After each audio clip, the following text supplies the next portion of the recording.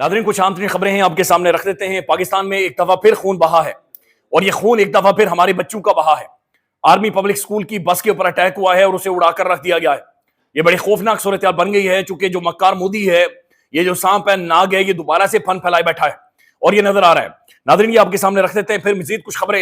Indian 2 Jarnail बराह रास्त झूठ बोलते हुए पकड़े गए हैं, ये भी आपके सामने रखते हैं। और फिर जो पाकिस्तान के अंदर आर्मी पब्लिक स्कूल के बच्चों के ऊपर जो अटैक करवाने वाला है, उसके बाद वो जाकर किधर बैठा है, यानी किस घर में जाकर बैठा है, वो आपको दिखाते हैं। लेकिन सबसे पहले नाज़रीन, इमरान अहमद खान नियाज़ी की कुछ एक गुफ्तगू हुई है अडयाला जेल में, और ये बड़ी अहम तरीन गुफ्तगू है। ऐसे टाइम पर है जब पाकिस्तान के जो आर्मी चीफ आसिम मुनीर साहब हैं, उन्हें फील्ड मार्शल की अदालत से नवाजा गया है। इमरान खान का कहना है कि बेहतर होता आसिम मुनीर बादशाह सलामत का टाइटल ले लेते, यानी आसिम मुनीर खुद बादशाह बन जाते, फील्ड मार्शल ना बनते। इमरान खान ने कहा कि मोदी जख्मी है, उसकी बेइज्जती हुई है, बदला लेने आएगा। मुल्क की बेहतरी के लिए कहा था कि एस्टेब्लिशमेंट आए, मुझसे बात करे, मुल्क की बेहतरी के लिए और मोदी का जो खतरा है इस हवाले से। उसके बाद उन्होंने कहा कि दुश्मन के लिए हमें मुत्तहिद होना होगा। ड्रोन्स मारेंगे, बच्चे मारेंगे, तो इससे दहशतगर्दी बढ़ती है। खैबर पख्तूनख्वा हुकूमत ना सिर्फ ड्रोन्स हमलों की मजम्मत करे, बल्कि उन्हें फौरी रुकवाए। अलीमा खान, तो ये पाकिस्तान के अंदर जो काटलिंग के अंदर ड्रोन था, या फिर जो दूसरी जगहों पर गुज़श्ता दिन ड्रोन अटैक हुआ है, उसकी खबर इमरान खान तक पहुंची है। तो खान ने कहा कि ना रुकवाएं, फौरी तौर पर खैबर पख्तूनख्वा हुकूमत रुकवाए, इन सारे ड्रोन अटैक्स को रुकवाए। बल्कि अलीमा खान ने कुछ और भी गुफ्तगू की है कि इमरान खान साहब के वकील क्या कहते हैं, ये सुन लें। हमारे लॉयर कहते हैं कि ये ऐसा केस है कि आधे घंटे में जज साहब जब सुनेंगे तो इसकी बेल हो जाएगी। और अगर इमरान खान इसमें इस्लामाबाद हाई कोर्ट वाले केस में और लाहौर की जो 9 मई की 8 बेल्स लगी हुई हैं, ये 2 केसेस सुन ले तो आज इमरान खान रिहा हो सकते हैं। तो हम उस केस के लिए अब इस वक्त इस्लामाबाद हाई कोर्ट जा रहे हैं। अब नाज़रीन, जो बलूचिस्तान के खुजदार में हुआ है, नाज़रीन ये परेशान कुन है, खौफनाक है। लेकिन उससे पहले मैं आपको एक वीडियो सुनाना चाह रहा हूँ। ये बाकायदा से सारा एडम्स हैं, ये फॉर्मर CIA एजेंट है, ये अमेरिकी खुफिया एजेंसी के एजेंट है, और इन्होंने कहा है कि India is using Taliban network to assassinate Kashmiri militants in Pakistan, कि कश्मीरियों को तालिबान का इस्तेमाल करते हुए इंडिया पाकिस्तान के अंदर मरवा रहा है। ये स्टेटमेंट सुन लें आप। India is using Taliban's network to assassinate Kashmiri militants in Pakistan. Are you serious? I swear to God. Yeah, I know this leaves so many questions. So they've been doing all these hits. They say the Taliban networks, and then they're doing these assassinations. They're happening all over. If people find out, like it seems like it could rock the boat. Like they're using their networks and they're bumping off the Kashmiri militants who are aligned to Pakistan. नाज़रीन, BBC report कर रहा है, Pakistani media report कर रहा है कि बलूचिस्तान के जिला खुजदार में बुध की सुबह एक स्कूल बस पर होने वाले हमले के नतीजे में 3 बच्चे समेत 5 अफराद हलाक हो गए। अच्छा, ये तकरीबन 1.5 घंटा 2 घंटा पहले की खबर है। उस वक्त 3 बच्चे कहा गया था, लेकिन सारा ये सुमैरा खान साहबा के हालिया ट्वीट चला जिसमें वो ये कंफर्म कर रहे हैं कि 8 बच्चे शहीद हो गए हैं। 8 बच्चे शहीद हो गए हैं। तो BBC रिपोर्ट कर रहा है कि दर्जन से ज्यादा बच्चे जख्मी हैं। धमाका खुजदार शहर में 0 पॉइंट के मुकाम पर अलल सुबह उस वक्त पेश आया जब बच्चों को स्कूल ले जाने वाली बस शहर के मुख्तलिफ मुकामात से बच्चों को पिक कर रही थी। और ये कौन से मासूम बच्चे थे? 6वीं 7वीं क्लास के बच्चे। ये तस्वीरें फुल स्क्रीन पर चलाएं। ये 6वीं 7वीं क्लास की मासूम बच्चियां हैं जो कि शहीद हुई हैं। यानी स्कूल के कपड़े पहनकर स्कूल की बस में ये स्कूल के लिए जा रहे थे। इनके बैग्स के अंदर लंच बॉक्स अभी तक मौजूद है, पानी की बोतल इन्होंने उठाई हुई थी, और ये मक्कार हराम खोर दुश्मन इन पर हमलावर हुआ है। हम इससे पहले एक जख्म घाव खा चुके हैं और वो अभी तक बरा नहीं है।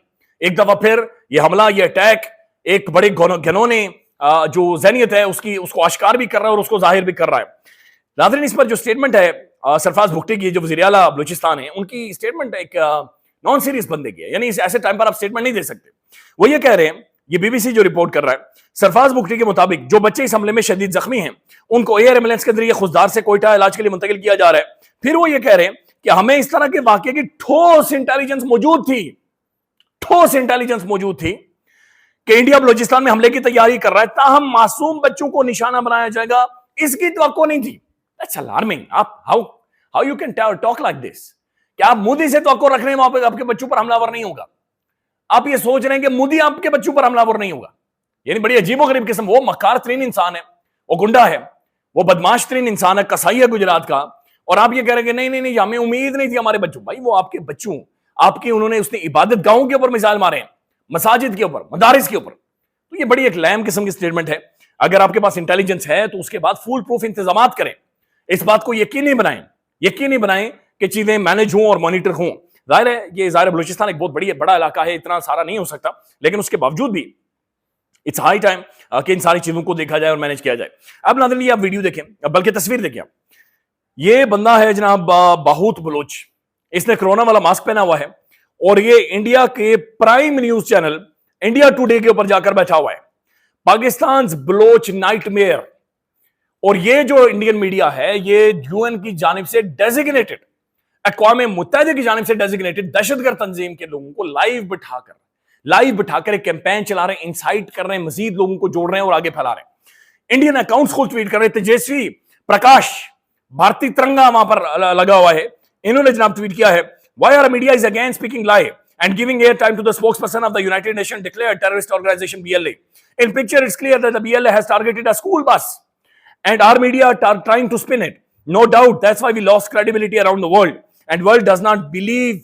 अब दुनिया हमारे ऊपर यकीन नहीं कर रही, चूंकि हम इसी तरह की दहशतगर्द एक्टिविटीज को बाकायदा से न सिर्फ दिखाते हैं बल्कि हम इन्हें शामिल करते हैं। और नाज़रीन आपने देखा होगा कि पाकिस्तान के किसी भी सोशल मीडिया पर, किसी भी मीडिया पर जो कुछ भी हुआ था पहलगाम के अंदर हमने कभी नहीं दिखाया, हमने कभी सपोर्ट नहीं किया। इवन आज भी हम कंडेम करते हैं उसे, जो भी दहशतगर्द इंसानियत का कत्ल हुआ है, लेकिन इंडियन मीडिया उसे लाइव दिखा रहा है, इंडियन मीडिया उसे बराह रास्त चला रहा है। दैट्स अलार्मिंग, जो कि सूरत हाल बनी है।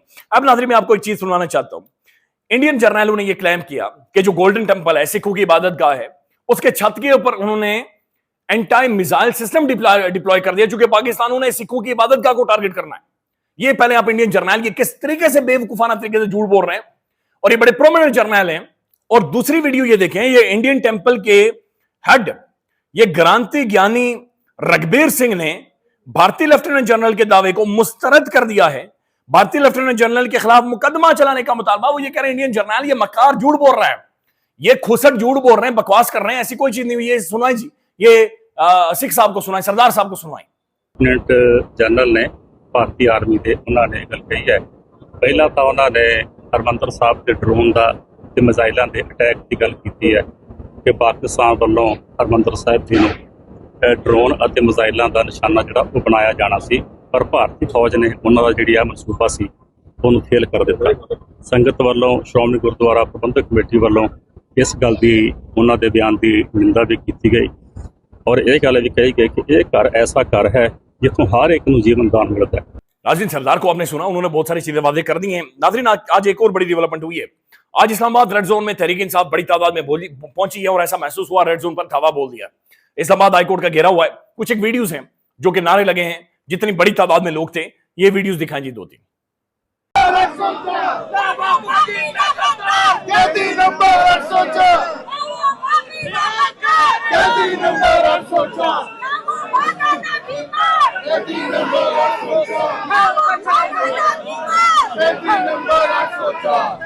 अब नाज़रीन सवाल यह है कि क्या चीजें बदल रही हैं, क्या चीजें चेंज हो रही हैं जिस तरीके से जाकर पहुंचे हैं। जुबैर अली खान साहब ने ट्वीट किया है कि रेड जोन में पीटीआई के अरकान असेंबली की एंट्री, क्या मोहसिन नकवी ज़ीरे दाखिला नहीं रहे? तो पीटीआई के जो पार्लियामेंटेरियन है वो रेड जोन में पहुंचे हैं। अब जाहिर है इसी वाली गाड़ियों में पहुंचे हैं, सन ब्लॉक इन्होंने लगाया हुआ था, चलिए जरूरी भी है, इन्होंने बड़ा बर्दाश्त भी किया, बेनिफिट ऑफ डाउट भी दें बहुत सारी चीजों में, लेकिन बिल आखिर इन्होंने जरूरत की है। लेकिन एक बात साबित हो गई है, अगर ये वहां पर खड़े हों, अगर ये दबाव डालें, अगर ये प्रेशर डालें, चीजें बदले इमरान खान के हवाले से, और बल्कि बहुत पहले से बदल गई होती अगर ये इसी तरह से निकलते और एक दबाव और एक प्रेशर क्रिएट करते। ख्याल रखिएगा, अपडेट करेंगे। अल्लाह हाफिज।